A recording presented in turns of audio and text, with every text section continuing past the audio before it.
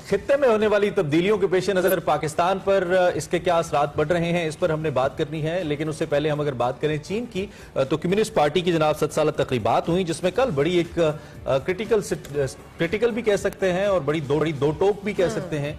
एक स्टेटमेंट चीनी सदर ने दी, शी जिनपिंग ने, जिन्होंने कहा कि जो हमारी सालमियत के साथ टकराव करेगा हम उसका सर दीवारें चीन में मारेंगे और उसे नहीं छोड़ेंगे। उसके साथ साथ उन्होंने कहा कि हमने हमेशा एक मुतवाज़िन मुल्क के तौर पर काम किया है, मईशत को बेहतर बनाने के लिए, लोगों को गुर्बत से निकाला है और लोगों की फलाह बहबूद के लिए हमारी रियासत काम कर रही है। लेकिन जब हमारी कौमी सालमियत के ऊपर बात की जाएगी तो हम उसका जवाब देंगे।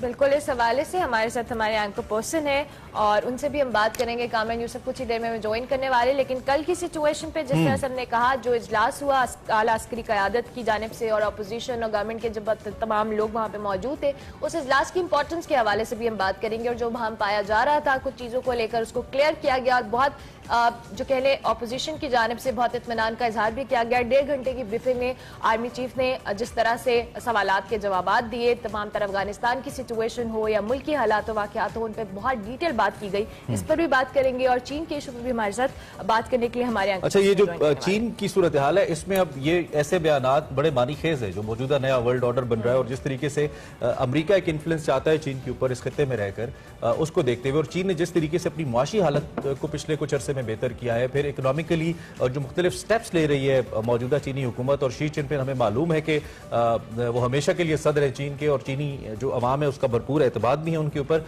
अब जो चीन के अंदर जो सोशल वेलफेयर है उसके ऊपर बहुत ज्यादा काम किया जा रहा है। और दूसरी जानिब कल शी जिनपिंग साहब ने यह भी कहा कि जो सोशलिज्म है वही चीन को महफूज बना सकता है। उन्होंने अपनी कुछ माशी पॉलिसीज के हवाले से भी उस वक्त अवाम को आगाह किया। उनका खिताब बराह रास्त भी देखा जा रहा था और वहाँ पे भी मौजूद लाखों लोग थे जो उनको बराह रास्त सुन रहे थे। तो इससे एक चीज़ बड़ी वाज़ेह है कि अगरचे कि चीन ने माशी तौर पर अपने आप को मजबूत बनाने के लिए काम किया और खित्ते के अंदर एक मुतवाज़िन रियासत की हैसियत से काम किया, लेकिन दूसरी जानिब चीन ने यह भी इंतबाह किया कि अगर किसी भी किस्म की कोई इस तरह की सूरत हाल उस पर इम्पोज की जाती है जिससे उसकी सालमियत को चैलेंज किया जाएगा तो चीन उसके लिए भरपूर तैयार है। और इस मौके पर आप देख सकते हैं कि चीन अपनी ताकत का मुजाहरा भी किया गया। हमें इस मौके पर जो उनकी एयरफोर्स है उसके हेलीकॉप्टर्स और एयरक्राफ्ट भी उड़ते नजर आते हैं और साथ कबूतर भी उड़ाए गए जो कि अमन का निशान समझे जाते हैं। अच्छा, और इसकी सारी तकरीबात को एक मैसेज भी दिया गया आलमी ताकतों को कि चीन जो है वो इकोनॉमिकली हो या हर तरह से भरपूर तैयार है और किसी भी तरह से अगर उनके साथ कोई कन्फ्रंट करने की कोशिश करेगा तो वो उसको मुंह तोड़ जवाब देंगे। इस हवाले से हमारे एंकर पर्सन कामरान यूसुफ हमें ज्वाइन कर चुके हैं। Kamran, thank you very much for joining us early in the morning. Kamran, सबसे पहले तो हम कौमी सलामती के इजलास पर आपसे जरूर बात करना चाहेंगे। बहुत इंपॉर्टेंट इजलास था और इस हवाले से ब्रीफिंग भी दी गई, मुल्की अमूर के हवाले से कश्मीर के इशू को भी हाईलाइट किया गया, उसके साथ साथ अफगानिस्तान के मामले पे भी अपोजिशन ने बड़े इत्मीनान के साथ तमाम चीजों को सुना भी और ये खुश आइंद बात भी है। लेकिन प्राइम मिनिस्टर साहब की जो अदम मौजूदगी है उस पर भी कई सवालात उठाए गए, क्या कमेंट होगा आपके? देखिए, वज़ीर-ए-आज़म इमरान खान का शिरकत ना करना मेरे ख्याल में कोई हैरान कुन बात नहीं है। इन 3 सालों में जितने अहम वो कौमी सलामती के मामलात हों या कोई और मसला हो, अगर आप देखें तो वज़ीर-ए-आज़म इमरान खान ने जो अपोजिशन के लीडरान हैं उनके साथ बैठने से इनकार किया है। बालाकोट वाकया अगर आपको याद हो, पाकिस्तान और भारत जंग के दहाने पर थे, इवन उस वक्त भी उन्होंने गवारा नहीं किया कि वो अपोजिशन के साथ बैठकर उस इजलास में शिरकत करें।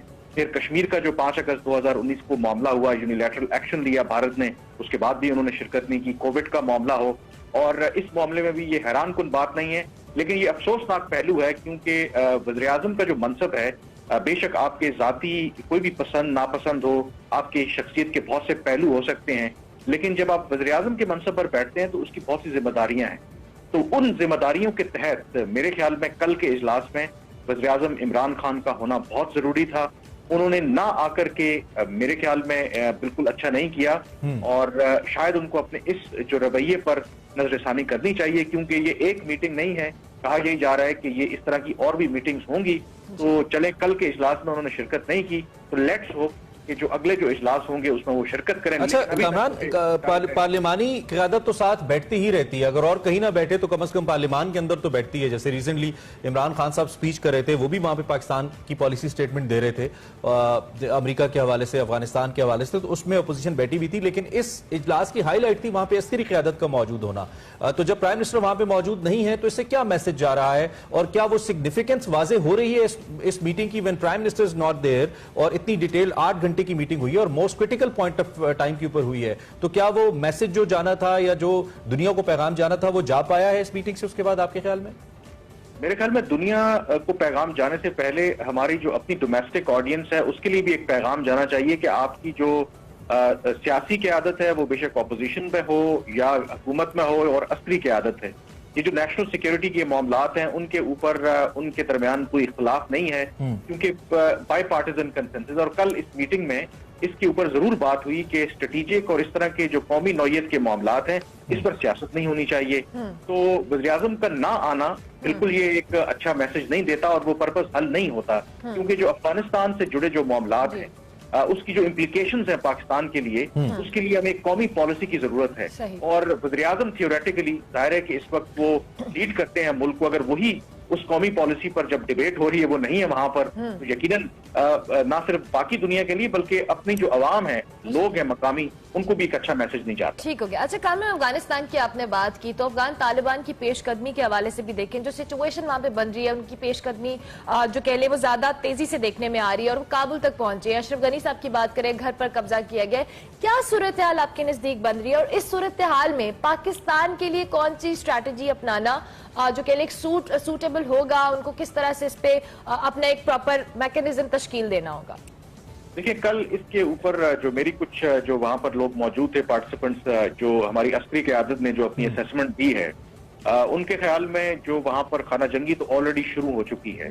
लेकिन एक जो चीज उन्होंने वजाहत की कि जिस तरीके से ये खबरें आ रही हैं कि तालिबान जिस तेजी से पेशकदमी कर रहे हैं, शायद इन रिपोर्ट्स में थोड़ी एग्जेजरेशन है। उनके ख्याल में काबुल अगर आप ये कह लें कि इतनी जल्दी फॉल हो जाएगा, ये बिल्कुल दुरुस्त नहीं है। उन्होंने कहा कि असल लड़ाई जो है वो काबुल में ही होगी जब उस पर इक़्तिदार की कोई भी ग्रुप जो कब्जा करने की कोशिश करेगा, नंबर 1।